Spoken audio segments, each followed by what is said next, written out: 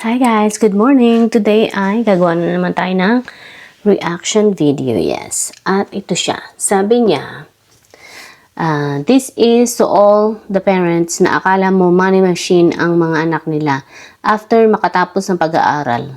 Grabe. Unawain nyo din naman yung mga anak nyo.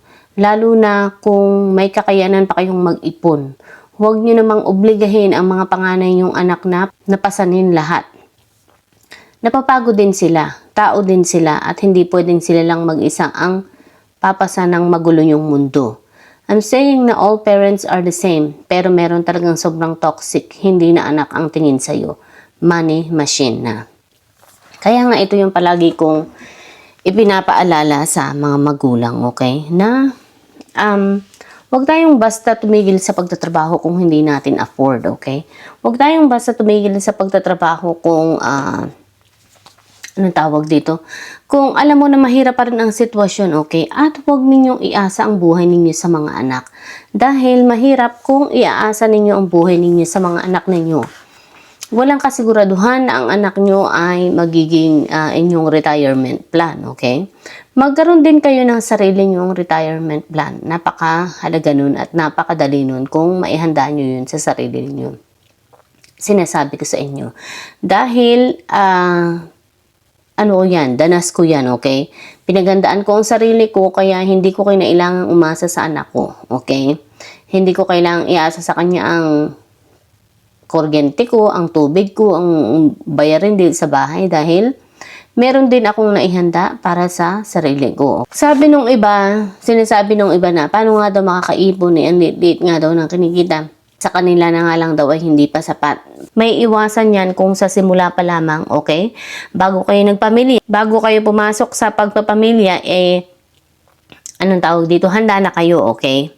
Nung bagong-bago pa lang kayo nag-asawa or pumasok sa pag-aasawa, sa pagpapamilya, meron na kayong yung parang na-build up nyo na yung sarili nyo. Nabuo nyo na yung mga sarili nyo, napaghandaan nyo na yung mga sarili ninyo.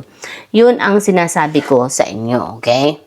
Na kapag nahanda nyo na yung sarili ninyo, naihanda nyo na yun sa sarili ninyo, sabi ko sa inyo, magiging madali na lamang pag kayo ay nagkaroon ng mga anak, okay? Pag yung mga anak ninyo ay nandyan na at wala pa rin kayo naihanda, okay? Ang pwede nyo pa rin gawin is, huwag nyo nang sundan ng mga anak ninyo. Ang ginagawa kasi nitong iba is, sunod-sunod ang mga anak nila, hindi pa nila tinitingnan kung kaya ba nila yung maraming mga anak. Sa una pa lang makikita ninyo na kung kaya nyong buhay ng mga anak ninyo, okay? Sa una pa lang, first year pa lang ng anak nyo, first year pa lamang ng buhay yung may pamilya, kita nyo na ang anak, nahirapan kayo sa pera, sa gastusin, kung saan kayo kukuha ng pambili ng gamot, nagkasakit ang bata, hindi nyo alam kung saan kayo kukuha ng pambili ng gamot. Ganun pa rin yun. Kung dagdagan nyo yung mga anak nyo, mas lalong lalala. Kaya sabi ko nga sa inyo, huwag nyo na munang sundan yung mga anak ninyo. Kung maliit pa yung anak mo at isa pa lamang ay hindi nyo na kaya, yun ang sign, okay? Yun ang sagot, okay? Hindi nyo na kaya sa isa pa lang anak, huwag nyo nang sundan. Kasi kawawa ang mga anak ninyo. Dahil ganyan, magsasuffer ang anak nyo na ganyan, okay? At sabi ko nga, nandyan na. So, kayo na mga magulang na bata pa naman, malakas pa naman, huwag muna kayo tumigil sa pagtatrabaho. Magtrabaho kayo, yung trabaho na may makukuha kayong mga benefits, okay? Yung may mga trabaho na makakapaglaan kayo ng para sa retirement nyo, yung pension ninyo, okay? Kung wala, ay humanap kayo ng iba. Halimbawa, negosyo. Kasi pag nasa negosyo, wala namang mag-aano sa inyo ng SSS ninyo, di ba, ng pension ninyo. So, pwede naman kayo mag-self, yung sa sarili ninyo, kayo maghuhulog ng pension ninyo kung gusto nyo. Kung gusto nyo para naman padali ang buhay, ang pamumuhay, kumbaga. Hindi ko sinabing padaliin na tsugi, kumbaga. Yun, para maging madali ang buhay, halimbawa, may negosyo kayo, may tindahan kayo, di mag-self kayo, yung maghulog kayo ng sarili ninyo ng para sa pension ninyo, para bukod pa yung, at ito mag-ipon pa rin kayo, bukod pa rin yung ipon. Para lumalakad ang mga panahon, may naiipon kayo, napaghandaan nyo yung sarili ninyo, napaghandaan nyo yung future nyo, habang yung anak nyo ay nag-aaral din. Okay? And then, turuan nyo rin yung anak nyo na gumamit ng pera, turuan nyo yung anak nyo na mag-ipon, o ganito, ganyan. Meron kasi mga bata din na wala ding alam eh, di ba? Na hindi marunong din. Ako, buti na lang, naging marunong talaga ako nung bata pa ako. Talagang nakagawian ko ng pag-iipon ng pera. Walang tuwa talaga ako mag-ipon ng pera. Nakagawian ko na siya, hindi ako tinuruan. Walang nagturo sa akin na makaipon ng pera. Pero sa sarili ko, natukuyan ko yun.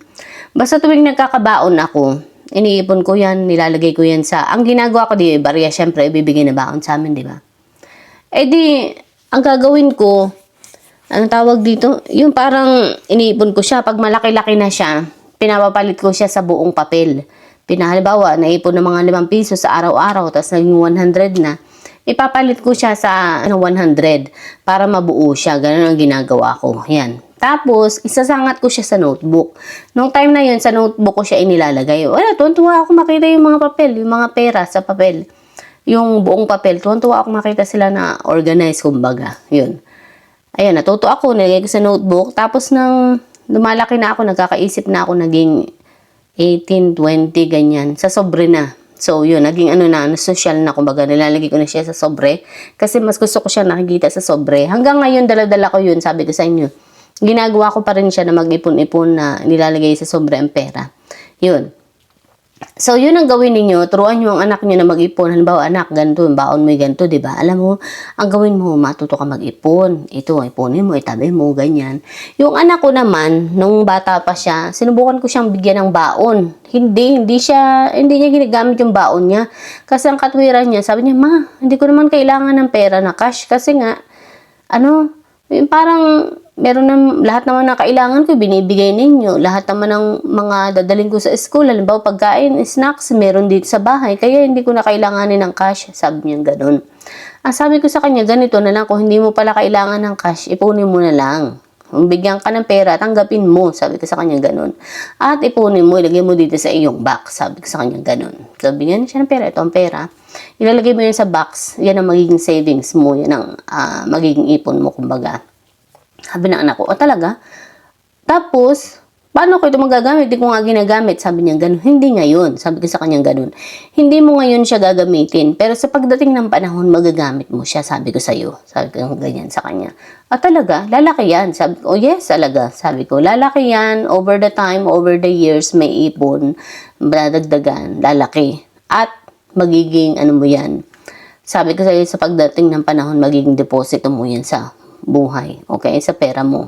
Kasi ang pamumuhay, kailangan meron kang deposito, kumbaga. Meron kang pasimula na pera. So yan, kailangan mo yan para makapagsimula ka sa buhay mo. Para, alam mo, meron kang comfort, meron kang security. May pera ako, hindi ako mahihirapan sa buhay. Lagi mo yan iisipin sa isip mo. May pera ako. Pero hindi ibig sabihin yan, papakailman mo na yung perang yan, okay? Kumbaga, nandyan lang yan para palaguin, sabi kong gano'n. Security na din yung feeling na secure ka. Yun ang pinapaliwanag ko sa kanya. Darating yung panahon, maiintindihan mo kung ano yung sinasabi ko sa iyo. So yun, kasi yan ang nararamdaman ko. Pag may nakikita akong pera, syempre, pakiramdam ko, secure ako. So yun, hindi ko siya pinakikialaman. Nandyan lang yun, pinapalago, yun. Hindi ko winawaldas na kagaya nung kabataan ko na waldas dito, waldas doon. Hindi na ako ganun. Malaki na yung pinagbago ko ngayon. Nag-mature talaga ako ng todo. Nung nagka-edad ako. Nung humantong na ako sa edad na mga 30s, 40s, yan, naging matured na ako. At naging marunong na talaga ako sa paghawak ng pera. So sabi ko sa kanya, ang perang yan, palalaguin mo. Magiging, pag nandyan yan, magiging mo yan, security mo. Makaramdam ka ng, meron akong backup plan. Meron akong kakampi. Meron akong karamay. Meron akong, masasandalan. Yan yun. Yan yung deposito mo sa buhay na masasandalan mo. Yan ang iyong best friend. Sabi ko sa kanyang ganun. At matatakbuhan mo at magagamit mo sa oras sa mga pangailangan mo. Pero hindi ibig sabihin nandyan yan. Wawaldasan mo na lang ng ganun-ganun na lang. Hindi. Okay? Yung kung kailangan talaga. Pero kung hindi, hanggat maaari, huwag mong pakikialaman. Kung maaari, dagdagan mo ng dagdagan, ipunan, punuan mo ng punuan. Di bali ng sobra, wag lang kulang. Yun ang lagi kong sinasabi sa kanya. So yun, kaya kailangan mo ng trabaho para yan ay mapupunuan pa rin kahit pa paano, malalamnan pa rin kahit pa paano. Sabi ko sa kanya ganun. So ito na nga, ganun ang ginawa ko. Kaya nang bumukod ng anak ko, sabi ko sa inyo, na kaya ko pa rin sustentuhan ang sarili ko. Hindi ako yung parang yung kagaya ng ibang mga magulang na bumukod ng anak, hindi pa rin makamove on sa kanilang sariling buhay, hindi pa rin masustentuhan yung sarili nilang buhay. Nakabukod na yung anak, may sarili ng bahay, may sarili ng tinitirhan niya, may sarili ng apartment niya, may sarili ng mga bills, may sarili ng mga bayarin, tubig, kuryente, upa sa bahay, upa sa apartment niya, pagkain pa niya, pamasahe, gas pa niya, at kung ano-ano pang mga kabayaran. Tapos hihingi ako sa anak ko ng pera. Naisip ko yun. Sabi ko, hihingi ako sa anak ko ng pambayad ko ng sarili ko mga bills. So, paano naman yung anak ko? Anong mararamdaman ng anak ko sa akin, di ba? Magdo-double-double yung kanyang pressure, di ba, sa buhay. Kasi, isipin niya, bakit kailangan kong magbayad ng bills ng nanay ko? Samantala ako may sarili ding bills. So, magkukombine niyaan. And then, dito pa, syempre, tax din yan. E di yung tax niya is, alam mo yun, talagang, ang laki ng tax niya nun kasi pati ako kasama pa niya, di ba? Hindi naman niya ako yung, di ba, pag kasi malaki ka na dito, adult ka na, bubukod ka na ng sarili mong buhay, bakit yung nanay mo sinusustentuhan mo pa rin, di ba? So, yun. Naisip ko yun. Kaya sabi ko, hindi kailangan gawin ng anak ko yun sa akin. Hindi kailangan pagdaanan ng anak ko yun sa akin. Kaya magsusumikap ako, magtatrabaho ako, maghahanda din ako para sa sarili ko, para hindi siya mahirapan sa buhay. Para hindi niya ako kailangang intindihin sa buhay. Para hindi niya kailangang isipin kung paano ako mabubuhay. Hindi dahil sa hindi niya ako mahal, kundi dahil sa pagmamahal mo rin dun sa anak mo, okay? Kapag mahal mo ang isang tao, yung anak mo, tutulungan mo din ang sarili mo. Hindi lang iasa sa kanya lahat ng mga problema, kundi tulungan din ang sarili mo na masolusyonan yung bawat problema na meron ka din, okay? Dahil yung anak mo, maging proud ka kasi yung anak mo is nakaka-survive without your help, di ba? Nakaka-survive yung anak mo ng kanya lang. So, dapat ganun ka rin. So, yun ang parati kong sinasabi sa ibang mga magulang. Lalo na yung mga nasa Pilipinas. Yun. Yung mga kakilala ko. Sinasabihan ko yung mga kaibigan ko din eh. Kasi meron akong kaibigan na sabi niya, patapos na yung anak ko, gagraduate na siya this year ata. Yun, sabi niya ganun. Ay, salamat. Tapos na wala na akong kagastusan. Isa lang din ang napili niyang maging anak. Kasi nga, mahal nga ang mamuhay, diba? Sabi ko sa kanya, napaghandaan mo na ba yung ipon? Napaghandaan mo na rin yung pension mo? Naguhulog ka ba ng para sa pension mo? Sabi niya, ha? Ayun, di siya nakasagot. Ibig sabihin, ang sagot nun ay hindi. Sabi ko, dapat naguhulog ka rin ng para sa sarili mo. Naglalaan ka rin ng para sa sarili mo. Naguhulog ka ng pensyon para sa sarili mo. Para pag namuhay na yung anak mo is hindi maulit yung cycle na pinagdaraanan mo. Hindi, di ba? Kasi ganun din, nagbibigay din siya ng pera niya. Pera sa nanay niya, sa mga magulang niya, kahit nakabukod na rin siya. Yun. So, sabi ko, para hindi maulit yung cycle sa iyo, na ganun din ang gawin ng anak mo sa iyo, hindi siya mahirapan sa iyo, maganda ka rin para sa sarili mo, pero hindi ko alam kung nakinig siya. Yun. But anyways, ako ganun ang ginawa ko kasi ayaw ko magdagdag ng pressure or burden sa anak ko. Kaya, so glad, yun, nagagalak talaga ako na ngayon 40 na ako, nasusustentuhan ko pa rin yung sarili ko. Kaya kong sustentuhan yung sarili ko nang hindi nahihirapan ng anak ko, nang hindi ako tatakbo sa anak ko, nang hindi ako manghihingi sa anak ko, di ba? Ako nga ang nagturo sa anak ko na maging marunong sa buhay, tapos hindi ako magiging marunong sa buhay, di ba?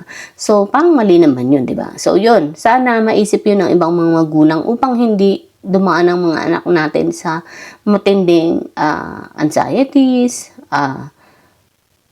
financial burden, tapos ano pa, yung pressure na ibinibigay mo sa kanya kasi paano siya makakausad sa buhay niya, 'di ba? Kung ikaw ay isa ka pa rin iintindihin niya. Hindi naman masamang intindihin ka rin niya, but please tulungan mo rin ang sarili mo lalo na kung may kakayahan ka pa. Pero kung matanda na, naiintindihan mo 'yun, 'di ba? Yun. Lalo na kung mga 80 na ganyan, wala nang talagang kakayahan, talagang dapat talagang tulungan, 'di ba? So 'yun. Pero kung ikaw ay 50 pa lamang at tumigil ka na pagtatrabaho, please, bata pa rin po yun. Okay, so yun ang may ipayo ko sa inyo. Hanggang dito na lang. Sana po ay may natutunan kayo. Bye.